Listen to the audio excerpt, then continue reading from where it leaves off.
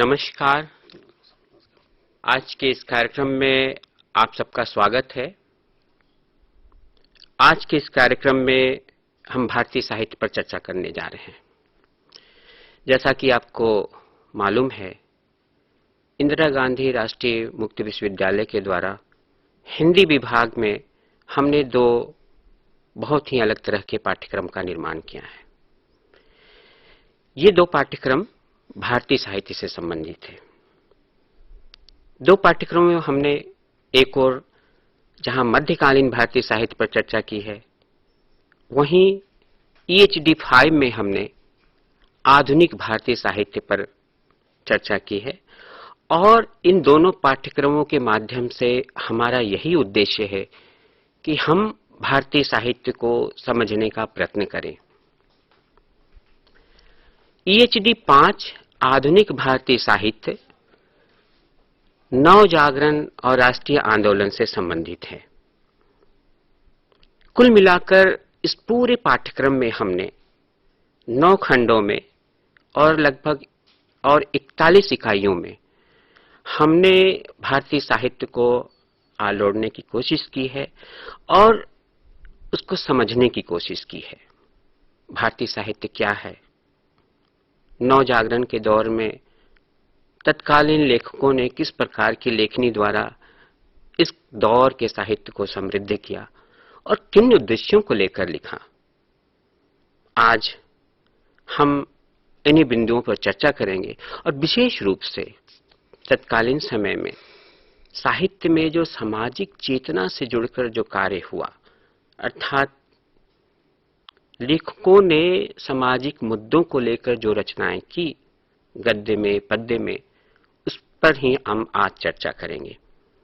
आज हमारे स्टूडियो में डॉक्टर दिनेश राम जी पधारे हैं और हम उनसे विशेष रूप से सामाजिक चेतना, सामाजिक मुद्दों से संबंधित विषयों पर चर्चा करेंगे और जानने का प्रयत्न करेंगे कि इस दौर का साहित्य कितना महत्वपूर्ण और कितना उपयोगी है और आज भी प्रासंगिक है। जब हम भारतीय साहित्य कहते हैं, इसका तात्पर्य क्या है? क्या भारतीय साहित्य किसी एक विषय का साहित्य है या किसी एक भाषा का साहित्य है? तो डॉक्टर साहब, आज मैं आपसे यही प्रश्न करना चाहता हूं। सबसे पहला प्रश्न मेरा यही है कि भारतीय साहित्य आखिर है क्या? भारतीय साहित्य से कहने का तात्पर्य क्या है? हमारे दर्शक आपसे ये जानना चाहेंगे कि भारतीय साहित्य कहते ही हमें किस बात का बोध होता है? डॉक्टर साहब, बहुत ही अच्छा सवाल आपने किया है। मैं इसका उत्तर देने से पहले आपको बताना चाहूँगा कि भारतीय साहित्य का कोर्स इतना बेहतरीन कोर्स है और हमारे यहाँ दिल्ली विश्वविद्यालय में भी यह कोर्स लगा हुआ है, इसलिए हम लोग पढ़ाते रहते हैं। क्योंकि यह देश कई भाषाओं का देश है, कई संस्कृतियों का देश है, तो उस भाषाओं में ढेर सारी रचनाएं आती हैं, लिखी जाती हैं और उस युग की, उस समय की परिस्थितियां उस रचनाओं में मिलती हैं। तो जितनी भाषाओं में हमारे देश में साहित्य लिखे जा रहे हैं, उस पूरे साहित्य को जो है हम भारतीय साहित्य के नाम से जानते हैं या उसको कह सकते हैं, ऐसा हम। अर्थात इसका तात्पर्य यही हुआ कि जब हम बांग्ला साहित्य की बात करते हैं तो वो भारतीय साहित्य है। बिल्कुल सर। कश्मीरी भाषा का साहित्य भी भारतीय साहित्य है। सुदूर दक्षिण में तमिल भाषा का साहित्य भी भारतीय साहित्य है और सुदूर पूर्व में बांग्ला, मणिपुरी आदि, असमिया, उड़िया आदि भी भारतीय साहित्य है। जी हाँ, बिल्कुल। मुझे एक बार बार मेरे मन में एक प्रश्न उठता है कि जब हम भारतीय साहित्य कहते हैं और कई भाषाओं के साहित्य की बात करते हैं, तो क्या भारतीय साहित्य का जो स्वरूप रहा है वह हर समय एक सा रहा है या विभिन्न भारतीय भाषाओं में जो साहित्य रचे गए, क्या उनकी विषय वस्तु या क्या उनके अंतर्गत आने वाले विषय वस्तु में अंतर रहा है? तो मैं ये जानना चाहूंगा कि क्या अगर बांग्ला में जो विषय वस्तु को लेकर साहित्य रचना की जा रही है, तो क्या हिंदी में भी उसी प्रकार का स्वरूप देखने को मिलता है या अन्य भारतीय भाषाओं में भी इसी प्रकार का साहित्य देखने को मिलता है? डॉक्टर साहब, अब बहुत ही अच्छा सवाल ये भी आपने किया है कि जिस भाषा में भी साहित्य लिखा जा रहा है हमारे देश में, चूंकि हमारा जो सामाजिक परिवेश है बहुत ही सेम तरह का है। ऐसा नहीं है कि असम में जो कुछ हो रहा है या तो उत्तर भारत में नहीं हो रहा है, या दक्षिण में जो हो रहा है पश्चिमी भारत में नहीं हो रहा है। समाज जिस तरह का है हमारा सेम है, सेम उसी तरह का विकास हो रहा है हमारे समाज में। तो जो साहित्य आ रहे हैं, जो उसकी विषय वस्तु आ रही है, वो बहुत ही सेम आ रही है, उसमें कोई बहुत अंतर नहीं है।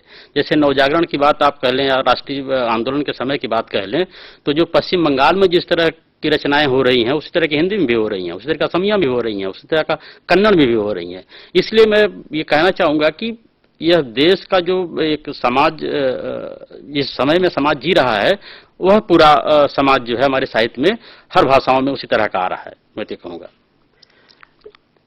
अर्थात कहने का तात्पर्य हुआ कि जो पूरा हमारा देश है, जब हम भारत देश की बात कहते हैं, तो चाहे वो बंगाल प्रांत हो या गुजरात प्रांत हो या वहाँ का साहित्य हो, तो कुल मिलाकर जो सामाजिक स्थिति है वो एक सी है। एक सी है सर, बिल्कुल। और चूंकि पूरा समाज एक तरह का है, भले ही भिन्नता खान पान में हो, वेशभूषा में हो, भाषा में हो, लेकिन जो संस्कृति रही है, जो कुल मिलाकर जो एकरूपता रही है, वो भारत की एकरूपता कहीं न कहीं दिखाई देती है। जी बिल्कुल। मैं यहाँ पर एक बात ये कहना चाहूंगा कि जब अंग्रेज इस देश में आए व्यापार करने, और धीरे धीरे यहाँ की सामाजिक राजनीतिक परिस्थितियों को जांचा परखा, और उन्होंने देखा कि देश कई टुकड़ों में बटा हुआ है और इसका हम फायदा उठाएं। व्यापार की बात अलग थी, लेकिन उसके साथ साथ यहाँ की राजनीतिक स्थिति को परख कर उन्होंने यही प्रयत्न किया कि हम यहाँ पर शासन भी करें, और वास्तव में हुआ भी ऐसा।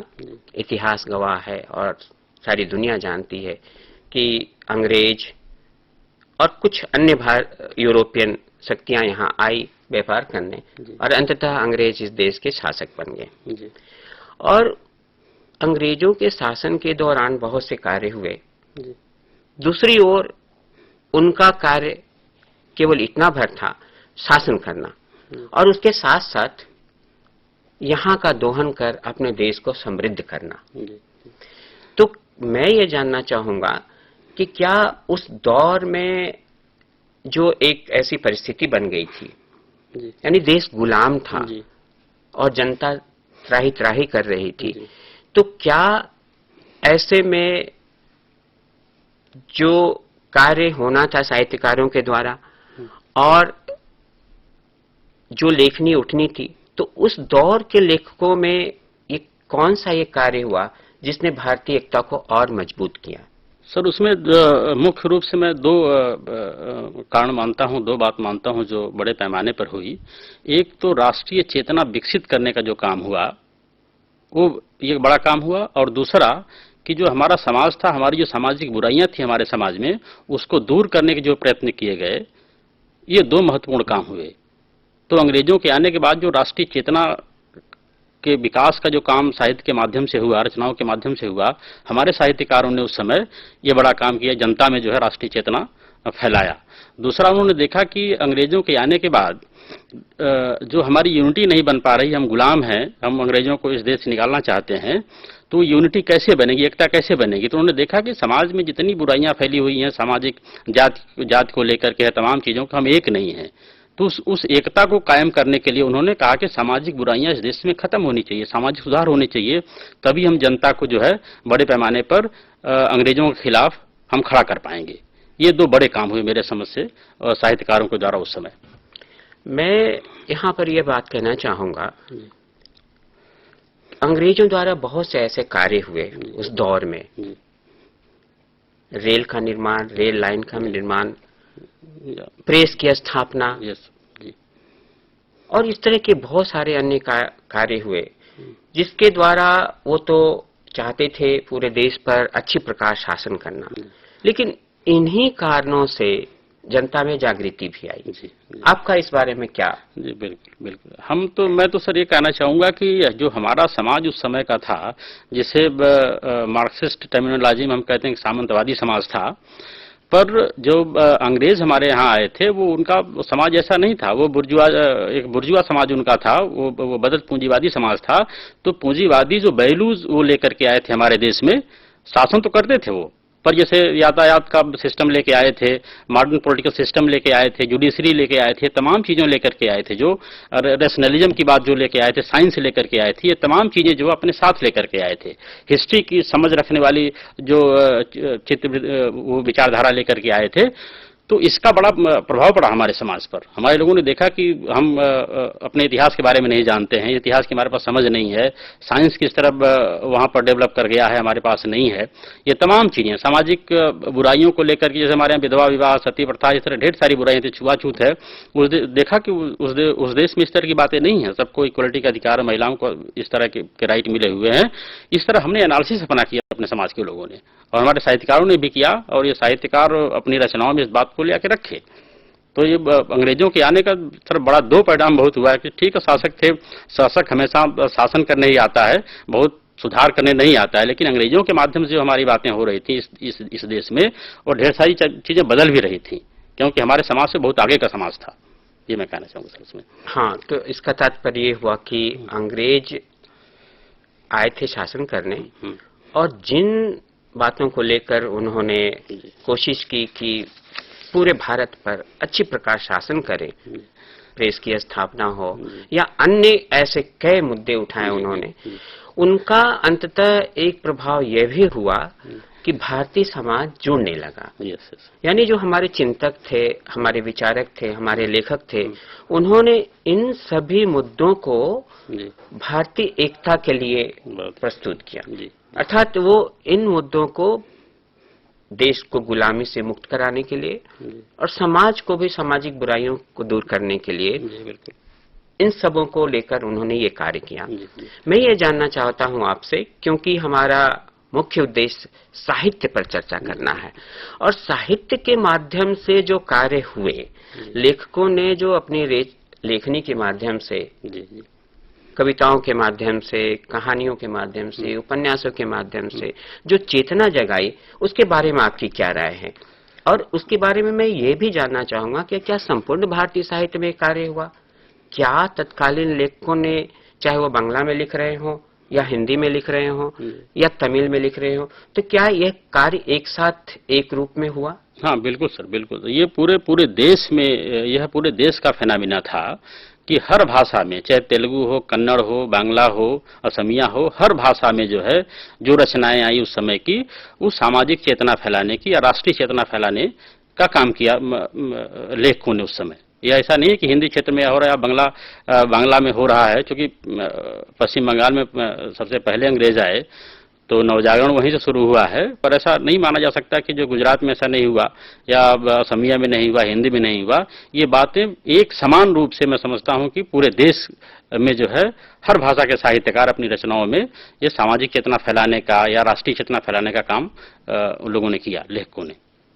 पर साहित्य से संबंधित सर एक बात और मैं कहना चाहूंगा कि जो आधुनिक विधाएं हैं, जैसे उपन्यास है, कहानी है, गद्य है, निबंध है, ये तमाम चीजें जो है अंग्रेजों के आने के बाद इस देश में शुरू हुई। यानी हमारा आधुनिक साहित्य जो शुरू हो रहा है वो गद्य से हिंदी में शुरू हो रहा है। तो ये उपन्यास की जो उपन्यास आया, कहानी आया, तमाम चीजें जो है अंग्रेजों के आने के बाद ही शुरू होती हैं।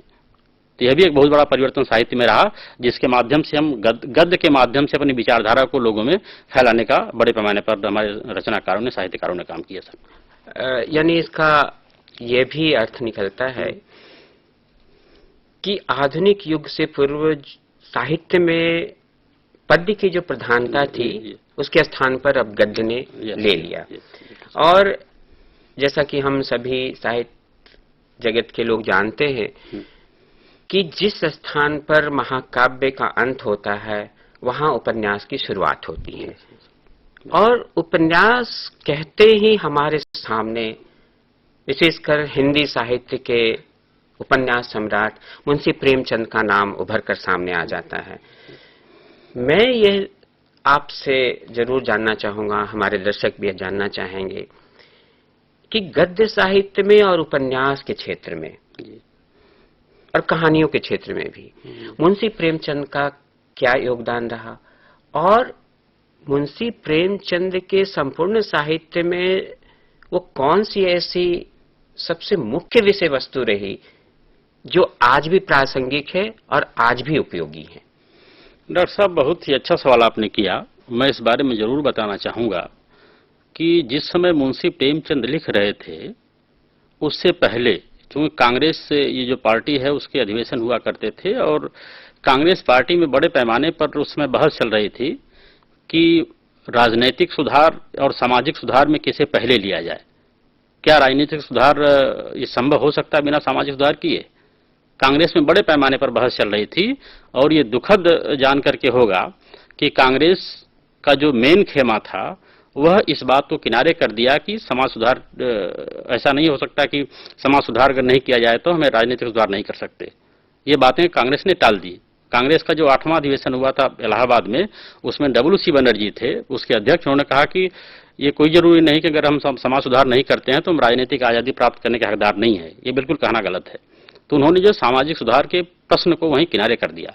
लेकिन मुंशी प्रेमचंद एक पहले साहित्यकार हैं उस समय, और बड़े साहित्यकार हैं, कि उन्होंने अपनी रचनाओं में सामाजिक मुद्दों को केंद्र में रख करके अपनी रचनाएं की। उन्होंने ऐसा नहीं माना कि पॉलिटिकल रिफॉर्म पहले होना चाहिए, पर अपनी रचनाओं में वो सबसे पहले मैक्सिमम बड़े साहित्यकार हैं जिन्होंने सामाजिक सुधार के मुद्दे को अपनी रचनाओं में लाए।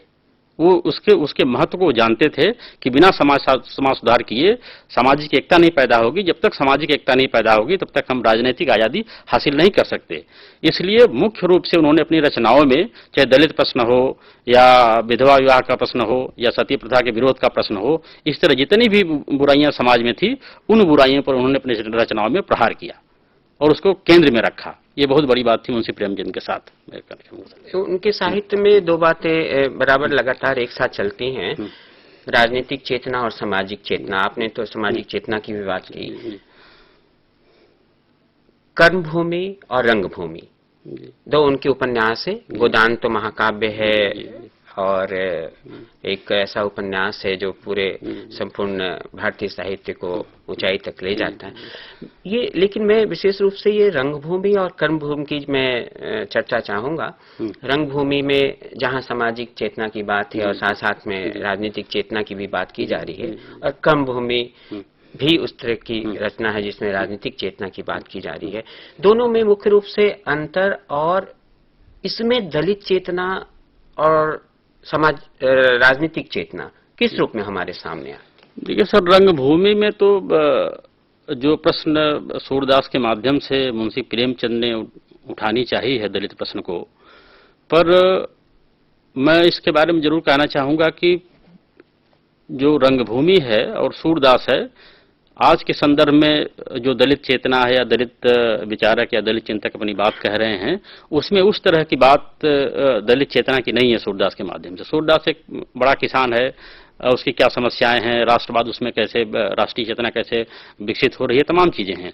पर दलित चेतना के नाम पर या दलित जो आज बात कह रहे हैं अपने साहित्य को लेकर कि उस तरह कोई बात सूरदास में नहीं है, या सूरदास ऐसा चरित्र नहीं है जो वर्तमान दलित चेतना का प्रतिनिधित्व करता हो। एक बात। दूसरी बात, कर्मभूमि में मैं जरूर कहना चाहूंगा कि मुंशी प्रेमचंद के लिए ऐसा नहीं था कि राष्ट्रीय आंदोलन या आजादी का प्रश्न बहुत गौर था। उनके लिए बहुत ही मुख्य प्रश्न था राष्ट्रीय आंदोलन और आजादी लेने का, कि देश आजाद हो जाए। कर्मभूमि में उसी के माध्यम से तमाम बातें उन्होंने कही है। कर्मभूमि उसी पर केंद्रित उपन्यास है कि राष्ट्रीय चेतना किस तरह से विकसित हो रही है, किस तरह से राष्ट्र के लिए कुर्बानी दे दी जाए, ये तमाम चीजें उस उपन्यास में कही जा रही हैं। तो इसमें थोड़ा सा अंतर है। मुंशी प्रेमचंद रंगभूमि लिखते समय दलित प्रश्न को केंद्र में रख रहे थे, पर कर्मभूमि में ये मुख्य प्रश्न उनका नहीं है। छुआछूत का प्रश्न कर्मभूमि में आया है पर बहुत कम आया है। यहाँ पर आपने एक बात अभी कही, दलित चेतना की और दलित मुद्दों की या दलित चिंतकों के आज के प्रश्न को जोड़ा आपने। मैं दरअसल इसे अगर इस रूप में लूं और एक उदाहरण के साथ, कोई भी आंदोलन कहां से शुरू होकर कहां तक जाता है और उस आंदोलन में कई पड़ाव आते हैं। जिस प्रकार एक ट्रेन दिल्ली से चलकर कलकत्ता तक पहुंचती है। उस ट्रेन में बहुत सारे यात्री चढ़ते हैं। कोई गाजियाबाद उतर जाएगा, कोई मुगल सराय तक जाएगा, कोई उससे और आगे जाएगा और कुछ कुछ अंत तक कलकत्ता पहुंचेंगे। आंदोलन कई प्रकार का, विशेष रूप से हम जिसे दलित आंदोलन या सामाजिक आंदोलन की बात करते हैं, तो क्या ऐसा नहीं है कि इस आंदोलन में एक पड़ाव दिल्ली का है, दूसरा पड़ाव कलकत्ता तक का है और दिल्ली से चलकर कलकत्ता पहुंचना है। और इस पूरी यात्रा में हमारे साथ कई साहित्यकार, कई चिंतक आते हैं जो अपनी लेखनी के माध्यम से इस आंदोलन में योगदान देते हैं। और क्या ऐसा नहीं है कि मुंशी प्रेमचंद बहुत दूर तक उस यात्रा में शामिल होते हैं और इस आंदोलन को मजबूती प्रदान करते हैं। और यही नहीं, राजनीतिक आंदोलन उस समय देश की आजादी के लिए चल रहा था, उसके साथ साथ सामाजिक आंदोलन भी चल रहा था, जिसमें उन्होंने बहुत बड़ी भूमिका निभाई है। यह और है कि उसका स्वरूप जो आज जिस रूप में हमारे सामने है, उसका विद्रोही स्वर जो हमारे सामने है, तो उसमें निश्चित रूप से अंतर आया है। लेकिन सभी चिंतकों की, सभी लेखकों की अपनी अपनी भूमिका रही है और हर पड़ाव तक उन्होंने साथ दिया है। मैं सामाजिक चेतना से जुड़कर इन बातों को आपसे ये जानना चाहूंगा कि जब सामाजिक चेतना की बात आती है, क्योंकि जो भारत की सामाजिक व्यवस्था है, हमने आरंभ में ही चर्चा के दौरान ये बात कही कि पूरा भारतीय परिवेश एक तरह का है। भाषा में भिन्नता हो, साहित्य की शैली में भिन्नता हो, खान पान और वेशभूषा में भिन्नता हो, लेकिन जो सामाजिक स्थिति है कुल मिलाकर लगभग एक सी है। और यही कारण है कि जब कोई आंदोलन शुरू होता है तो वह हमें हर जगह कुछ हटकर सही, लेकिन एक रूपता, एक समानता हमें दिखाई देती है। मैं आपसे यह जानना चाहूंगा कि जिन सामाजिक मुद्दों और जिस हमें आज के दौर में हम उसे दलित आंदोलन कहते हैं या सामाजिक आंदोलन ही है वो, तो क्या इसकी कोई परंपरा रही है? और वो परंपरा कहां से चलकर कहां तक, मुंशी प्रेमचंद हो, गांधी जी हो, या उसके आगे आकर बाबा साहेब आम्बेडकर का आंदोलन हो, ज्योतिबा फुले का आंदोलन हो, और कुल मिलाकर आज जो एक बहुत बड़े परिवेश में यह आंदोलन चल रहा है और कुल मिलाकर भारतीय सामाजिक एकता की ही बात की ओर है। तो आपसे मैं यह प्रश्न जानना चाहूंगा कि आप इस पर रोशनी डालें, इनकी परंपरा को थोड़ा और विस्तार से बताएं। डॉक्टर साहब, बहुत ही अच्छा सवाल है कि सामाजिक चेतना से संबंधित जो साहित्य की परंपरा है वह बहुत ही प्राचीन परंपरा है। अगर आप आदिकाल को देखें, हिंदी साहित्य के इतिहास को अगर 4 भागों में रामचंद्र शुक्ल ने बांटा है, या आदिकाल जिसे हम कहते हैं, उस काल में अगर रचनाओं को अगर आप देखें तो जिसे आप नाथ सिद्ध कहते हैं, उनकी रचनाएं वो सामाजिक चेतना से जुड़ी हुई रचनाएं थीं। ऐसा नहीं था कि वो उसमें धर्म की बात कही गई है, तमाम चीजें इस तरह की बात कही गई हैं। इस तरह की जो भी बात कही गई हैं उस नाथों और सिद्धों की रचनाओं में, वो सामाजिक चेतना से जुड़ी हुई रचनाएं हैं वो। क्या आप कुछ उदाहरण अपने दर्शकों को? जी जरूर सर, मैं दूंगा कि देखिए, दूसरी बात मैं ये कहना चाहूँ कि रामचंद्र शुक्ल ने जो नाथों और सिद्धों की रचनाओं को थोड़ा दोयम दर्जे के मान करके साहित्यिक रचना नहीं माना, वो सामाजिक आंदोलन से जुड़ी हुई रचनाएं थी। और मैं आपको दिखाऊंगा कि किस तरह से जो है ये गोरखनाथ या सरापा अपनी बात कह रहे थे। देखिए, सरापा का एग्जाम्पल मैं देना चाहूंगा। ब्राह्मण न जानते भेद, यहीं पढ़े चारों वेद, मट्टी पानी कुश लेई पठंत, घर ही बैठी अग्नि होमंत, वर्ण आधार प्रमाण रहतत, अक्षर भेद अनंत, को पूजई कह पूजई जासु आदिनांत। ये सरापा बहुत ही महत्वपूर्ण कवि थे उस समय के, उनकी रचनाओं में इस तरह की बातें आ रही हैं। लेकिन मैं थोड़ा सा जरूर कहना चाहूँ कि आचार्य रामचंद्र शुक्ल जो है, इस तरह की रचनाओं को साहित्यिक रचनाएं न मान करके उसको बहुत किनारे कर दिया। जबकि ये सामाजिक, ये ऐसे व्यक्ति लोग थे जो सामाजिक चेतना फैलाने का अपने समय में काम कर रहे थे और तत्कालीन समाज व्यवस्था से असंतुष्ट थे, वो कुछ परिवर्तन चाहते थे। इसलिए नाथ और सिद्ध जो है की रचनाएं अगर आप देखें बड़े व्यापक पैमाने पर अगर उसका अध्ययन किया जाए तो उन रचनाओं में ये सामाजिक चेतना फैलाने का ही काम हो रहा है। वो रचनाएं मिलती हैं इस तरह की। फिर आप मध्यकाल में आ जाते हैं तो वो तो भक्ति आंदोलन हमारे सामने है, उसके बारे में क्या कहना। संत रविदास हैं, कबीर हैं, दादू हैं, नानक है, ये तमाम लोग ऐसे हैं जो सामाजिक चेतना से जुड़े हुए मुद्दों पर ही काम कर रहे थे, उसी तरह की चेतना फैलाने का काम कर रहे थे। तो ये पूरी परंपरा मिलती है कि सामाजिक चेतना से जुड़े हुए प्रश्नों को उठा करके अपनी रचनाओं में लाना, ये प्राचीन परंपरा है। ये ऐसा नहीं कि आधुनिक परंपरा इसको हम कह सकते हैं।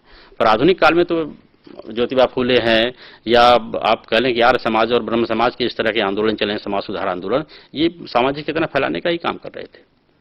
लेकिन क्या कबीर जिस तरह की वाणियों के द्वारा समाज में सामाजिक व्यवस्था पर कड़ा प्रहार करते हैं, और अगर उनकी रचनाओं को हम सामने रखें तो आज जिन मुद्दों को, जिन बातों को लेकर बड़े जोर शोर से रचनाएं हो रही हैं और बड़े जोर से बात की जा रही है, तो कबीर से हम किस तरह उनको जोड़ सकते हैं? कुछ उदाहरण आप दें। सर कबीर तो आज, सर हम कहते हैं कबीर आज चिंतन के केंद्र में है। हिंदी साहित्य में मैं समझता हूं कि कबीर एक ऐसा व्यक्तित्व बनकर उभरे हैं। डॉक्टर धर्मवीर ने उभारा है कबीर को लेकर के।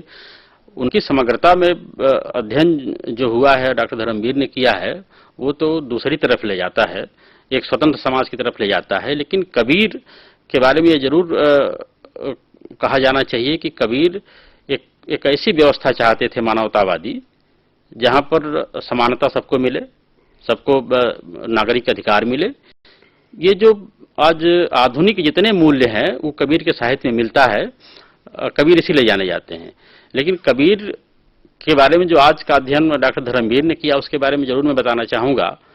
और हजारी प्रसाद द्विवेदी ने भी उस पर कुछ अपना काम किया था, पर हजारी प्रसाद द्विवेदी हिंदू फोल्ड में रखना चाह रहे थे कबीर को, पर डॉक्टर धर्मवीर ने जो है उस हिंदू फोल्ड से बाहर कबीर को रखा।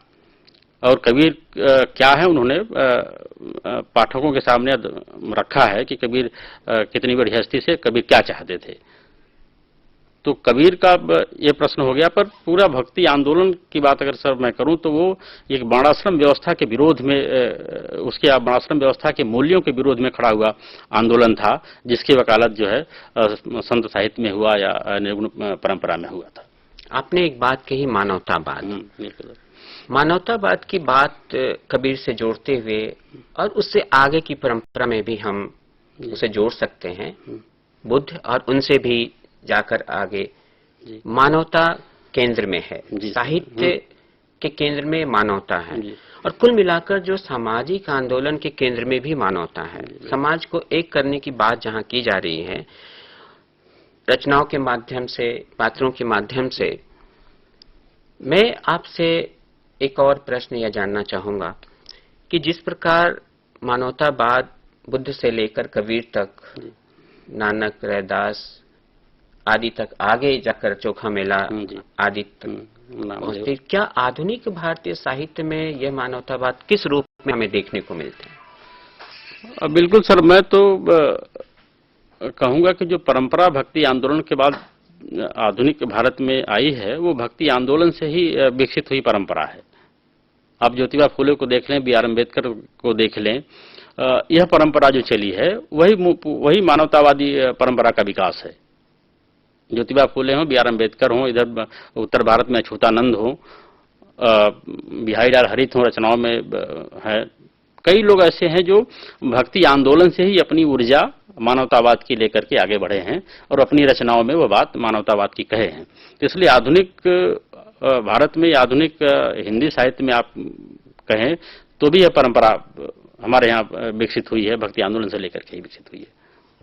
अर्थात मानवतावाद को केंद्र में रखकर जो बातें कही गई वह हमें हर जगह दिखाई देती है। और विशेष रूप से जब यह बात की जाती है कि आज के रचनाकार, विशेष रूप से समाज के वंचित वर्ग से जुड़े हुए रचनाकारों ने जब अपनी लेखनी के माध्यम से समाज को एक करने के लिए, कविताओं के माध्यम से, उपन्यास के माध्यम से, आत्मकथा आदि के माध्यम से उन्होंने कोशिश यह की है कि समाज के बंधनों को तोड़कर समाज को एक सूत्रता में पिरोएं। जी। लेकिन दूसरी ओर यह भी बात आ रही है कि ये रचनाकार अपनी रचनाओं के माध्यम से समाज को तोड़ रहे हैं। इस बारे में आपकी क्या राय है? डॉक्टर साहब, इस बारे में तो इतना ही कहूंगा कि इस तरह के जो प्रश्न उठाए जा रहे हैं, आपका इशारा दलित साहित्य की तरफ है, दलित साहित्यकारों की तरफ है, तो उन पर यह प्रश्न जो उठाए जा रहे हैं, तो मैं तो यह कहूंगा कि यह जो आलोचकीय समझ होती है एक, यह उसका मजाक उड़ाना हो गया। दलित समाज के लोग या इस पूरे देश में ऐसे समाज के लोग हैं, ऐसा तबका है जो वर्णाश्रम व्यवस्था से त्रस्त है, जातिवाद से त्रस्त है, छुआछूत से त्रस्त है। अगर वह अपनी रचनाओं के माध्यम से अपनी बात कह रहा है, यानी जात के नाम पर अगर उसका शोषण हो रहा है, तो जात की बात तो करेगा ही, पर इसका मतलब यह नहीं है कि वो जाति को बनाए रखने के लिए अपनी बात कह रहा है, बल्कि उसके माध्यम से वो जातियों को खत्म करना चाहता है। जब जातियों के बारे में आप जानेंगे नहीं, जातियां आप किस तरह नुकसानदेह हैं, किस तरह जातियों के नाम पर शोषण हो रहा है, जब तक उसके बारे में बताया नहीं जाएगा, तो जाति की बुराइयों के बारे में कैसे लोग समझेंगे? तो हमारे दलित साहित्यकार तो ये बड़ा काम कर रहे हैं कि जाति को खत्म करने का काम कर रहे हैं, जबकि हमारे उनके ऊपर उल्टा आरोप लगाया जा रहा है कि जातिवाद को बढ़ावा दे रहे हैं। साहित्य में हम जाति की बात तो करेंगे, अगर समाज में जाति है, जाति के नाम पर शोषण हो रहा है, जाति बुराइयां हैं, छुआछूत है, तो उस साहित्य में तो आएगा। साहित्य से अलग कैसे हम उसको कर सकते हैं? पर उनका उद्देश्य साहित्यकारों का, हमारे साहित्यकारों का, दलित साहित्यकारों का ये उद्देश्य है कि जातिवाद खत्म हो, यही उनकी समस्या है।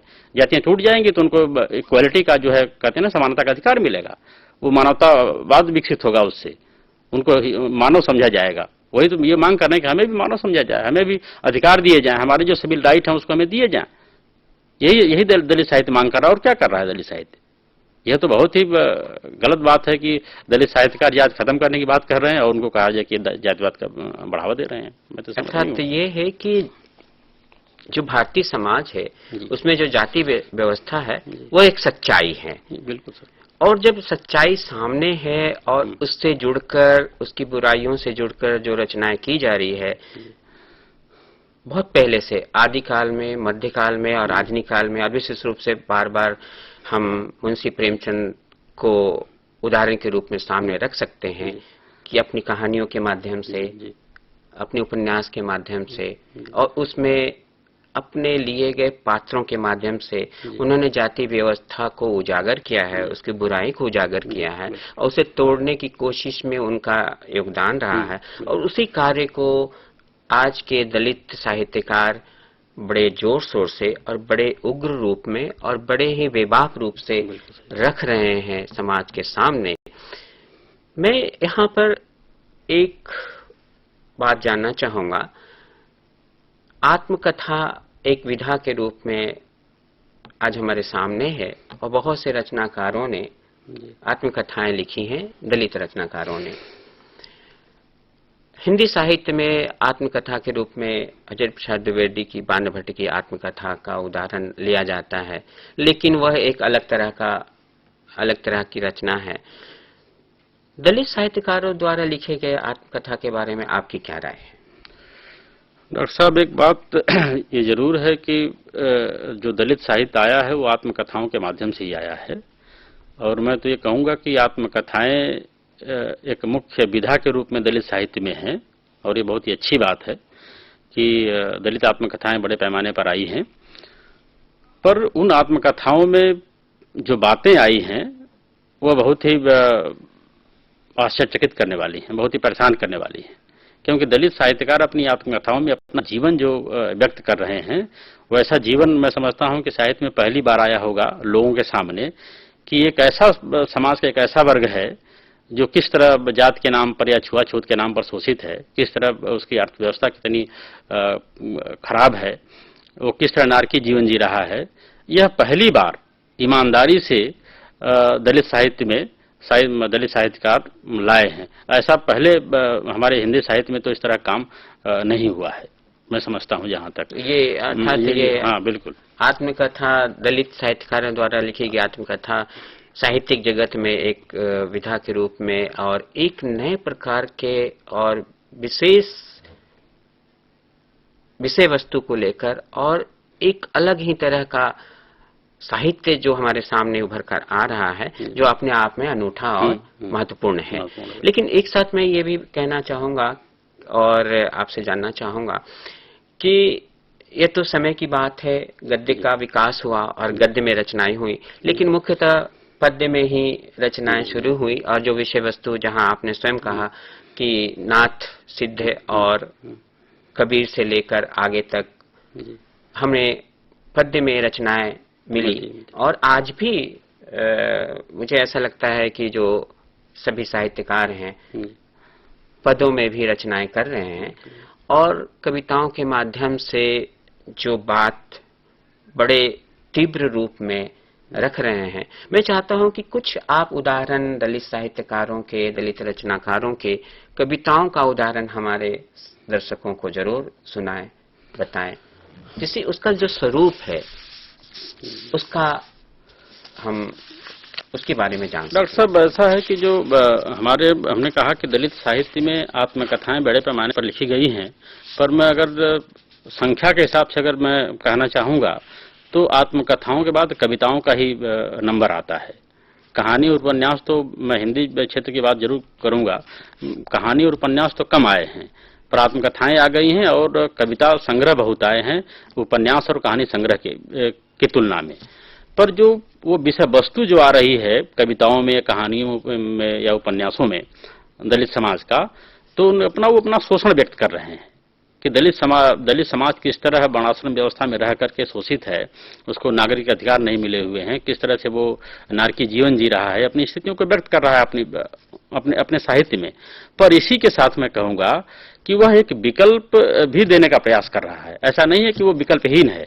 अब ऐसा नहीं कि वो रोग आ रहा है, उसका शोषण हो रहा है, तमाम चीजें हैं कि हमें मारा जा रहा है, गाली दिया जा रहा है, इतना ही नहीं है, बल्कि उसके पास एक अपना विकल्प है, उसके पास एक अपना धर्म है, उसके पास एक अपना पर्सनल लॉ है जो एक सोसाइटी के लिए जरूरी है। तो दलित साहित्य में जो है, दलित रचनाओं में विषय वस्तु के रूप में उनका शोषण तो आ ही रहा है, पर साथ ही साथ एक विकल्प भी आ रहा है, हिंदू धर्म का विकल्प भी दे रहा है, हिंदू सोसाइटी का विकल्प भी दे रहा है। ये दलित साहित्य की खूबी है। जैसे मैं बहुत निंदा हो रही है वर्णाश्रम व्यवस्था की, हमारे रचनाकार करते हैं, तो ढेर सारी रचनाएं आई हैं। एक प्रवीण गढ़वी की कविता है, देखिए, मंदिर को लेकर को ऐसे लिखते हैं कि मंदिर प्रवेश मत करो दोस्तों, रुक जाओ उस मंदिर की सीढ़ी पर, जहां पड़ी है अपनी ही बेटी निर्वस्त्र अर्धमृत, छिन्न भिन्न है उसका रूप, उस मंदिर के विशाल गुंबजों से आती है भुने जलाए गए अपने ही अन्न की गंध। ये विद्रोह है। ये जिस मंदिर में दलितों को नहीं जाने दिया जा रहा है, उस मंदिर की क्या स्थिति है, इसमें ये प्रवीण गढ़वी अपनी बात कह रहे हैं। वो कह रहे हैं कि ये हमारा, वो इतना परेशान है, इतना आक्रोशित है, वो कह रहे हैं कि मंदिर हमारा अपना नहीं है। ये जब हमें उसमें नहीं जाने दिया जा रहा है तो इसका मतलब हमारा अपना नहीं है, उस मंदिर में मत जाओ। अगर तुम्हें वहां से दूर भगाया जा रहा है तो अपना मंदिर क्रिएट करो। यह भी इसमें एक मैसेज है।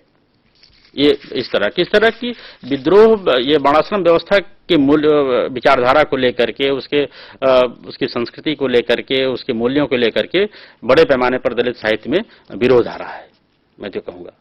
प्रशासन विकल्प भी है। ये है। अर्थात प्रेमचंद के पात्र आज लिखने लगे और ऐसा, ये तो ठीक है कि प्रेमचंद के पात्र स्वयं आज लिखने लगे।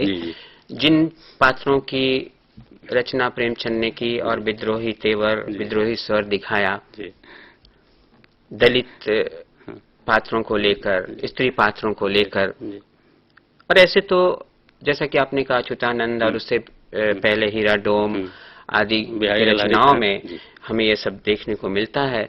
लेकिन वो जो स्वरूप आज उभर कर आ रहा है, तो वो पात्र और भी बहुत ही बेबाक रूप से लिखने लगे हैं और समाज के उन बंधनों को तोड़ने लगे हैं, उन बंधनों को मानने से इनकार कर रहे हैं जो बंधन उन्हें समाज में जोड़ता हो, जो बंधन भारतीय समाज की एक रूपता और एक सूत्रता में बांधने का बाधक हो, उस पर उनका प्रहार है।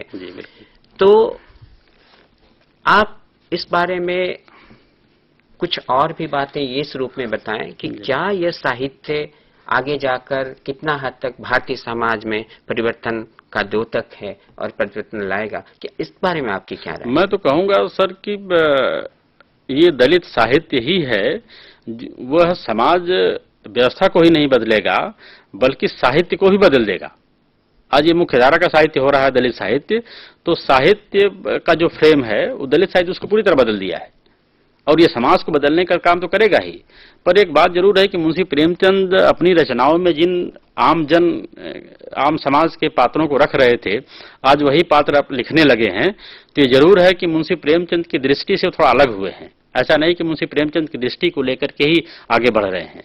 मुंशी प्रेमचंद दलित समाज से या पिछड़े समाज से पात्रों को तो लिए, पर वो ये हिंदू धर्म में सुधार के रूप में उन्होंने पात्रों को लिया, या उन पात्रों के माध्यम से वो कह रहे थे कि हिंदू धर्म में सुधार होना चाहिए, तमाम बुराइयां आ गई हैं। पर जब यही पात्र लिखने लगे हैं तो दुर्भाग्य से या सौभाग्य से ये पात्र जो है अपने आप को हिंदू फोल्ड से अलग करके स्वतंत्र रूप से अपने समाज का निर्माण कर रहे हैं, अपने धर्म का निर्माण करने की बात कर रहे हैं, पर्सनल लॉ की बात कह रहे हैं। ये थोड़ा मुंशी प्रेमचंद से अलग हो रहे हैं। पर इसका मतलब ये नहीं है कि वो वर्णाश्रम व्यवस्था से अलग हो रहे हैं या हिंदू समाज से अलग हो रहे हैं तो समाज को तोड़ने का काम कर रहे हैं, बल्कि हमारी संस्कृति या यह देश ऐसा ही रहा है, तमाम संस्कृतियों का देश रहा है। ऐसा नहीं कि कोई एक नेशन यह रहा है, ये तमाम भाषाएं बोली जाती हैं, तमाम समाज के लोग यहाँ पे रहते हैं। यहाँ पे जैन भी हैं, बौद्ध भी हैं, ईसाई भी हैं, मुस्लिम भी हैं। ये इस विभिन्न संस्कृतियों से मिलकर के बना एक देश है। तो अभी एक अपना समाज बनाना चाहते हैं, या उनका समाज पहले से है उसको वो डिस्कवर कर रहे हैं, खोज रहे हैं। ये मुंशी प्रेमचंद के पात्र मुंशी प्रेमचंद की दृष्टि से थोड़ा अलग ये काम कर रहे हैं। हाँ, मैं क्यों इतना ही कहा कि वो पात्र जो थे लिखने लगे। निश्चित रूप से जब लिखने लगे तो वो पात्र जो लेखक उन पात्रों के द्वारा कहना चाह रहे हैं वो नहीं कहेंगे। वो पात्र खुद अपनी बात कहेंगे और अपनी बेबाकी से और कहेंगे। मैं ये आपसे ये जानना चाहूंगा कि प्रेमचंद ने सामाजिक मुद्दों में स्त्री प्रश्न को भी केंद्र में रखा। निर्मला उनका उपन्यास इसी पर केंद्रित है। निर्मला का सारा जीवन इसी पर केंद्रित है कि किस प्रकार अनमेल विवाह के कारण उसका पूरा जीवन नारकीय बन जाता है और विभिन्न समस्याओं से उलझती हुई निर्मला का अंत होता है। इस बारे में आपकी क्या राय है? और इस बारे में मैं ये भी जानना चाहूंगा कि क्या दलित रचनाकारों ने दलित प्रश्न को भी लिया है और दलित महिलाओं की स्थिति साहित्य में किस रूप में आई है? या क्योंकि निश्चित रूप से दलित महिलाओं की जो स्थिति है वो निश्चित रूप से सामान्य वर्ग से अलग है। इस बारे में आपकी क्या राय है? डॉक्टर साहब, मैं जरूर कहना चाहूंगा कि मुंशी प्रेमचंद ने स्त्री के प्रश्नों को उठाया और बहुत ही अच्छी बात है कि एक बड़े साहित्यकार होने के नाते स्त्री प्रश्नों को भी उन्होंने लिया। पर जो पूरी परंपरा रही है स्त्री मुद्दों को समझने की, मैं समझता हूं कि वह प्रेमचंद या प्रेमचंद के बाद की परंपरा में उस तरह की नहीं आई जिस तरह के दलित साहित्यकार अपनी रचनाओं में या अपने चिंतन में, अपनी समीक्षा में ला रहे हैं। हुआ यह था कि स्त्री के प्रश्न को मुंशी प्रेमचंद ने इस रूप में देखा कि उसको अधिकार मिलने चाहिए, उसको जो सोशल सामाजिक अधिकार उसको मिलने चाहिए, तमाम बातें उन्होंने की। पर असल में मुद्दा ये था स्त्री का, या है जो दलित साहित्यकार उठा रहे हैं, कि कानूनों में बदलाव होना चाहिए। जो हमारे पर्सनल लॉ है, जब आप कह लें कि वर्णाश्रम व्यवस्था का जो पर्सनल लॉ है, जब तक उस कानूनों में बदलाव की बात नहीं की जाएगी तब तक स्त्री के अधिकारों की बात उसे की ही नहीं जा सकती। जबकि दलित साहित्यकार कह रहे हैं कि स्त्री को अधिकार मिले तो उनके अपने पर्सनल कानून बदले जाएं।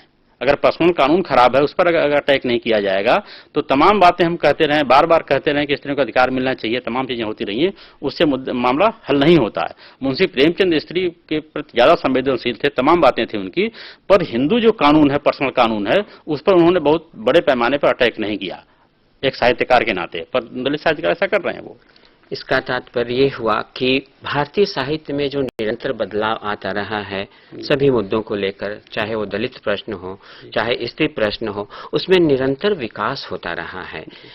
जो बातें प्रेमचंद तक आकर एक अलग रूप में हमारे सामने प्रस्तुत हो रही थी, वह आज एक अलग तेवर के साथ भारतीय समाज को जोड़ते हुए और सभी के समानता के अधिकार को लेकर हमारे सामने उपस्थित हो रहा है। और उसमें मुझे ऐसा लगता है कि दलित साहित्यकारों की भी भूमिका महत्वपूर्ण है, स्त्री साहित्यकारों की भी भूमिका महत्व है, और कुल मिलाकर जितने भी साहित्यकार हैं इन मुद्दों को लेकर बेबाक रूप से जब आगे बढ़ रहे हैं, और निश्चित रूप से यह भारतीय समाज के लिए आगे आने वाले समय के लिए, साहित्य के लिए एक निश्चित रूप से एक बदलाव के संपूर्ण बदलाव की ओर अग्रसर हो रहा है और इसी रूप में भारतीय साहित्य का जो निरंतर बदलता स्वरूप है वो हमारे सामने आकर उपस्थित हो रहा है। मैं समझता हूं कि आज के इस कार्यक्रम में जो हमने चर्चा की उसमें आदिकाल से लेकर मध्यकाल और आधुनिक काल में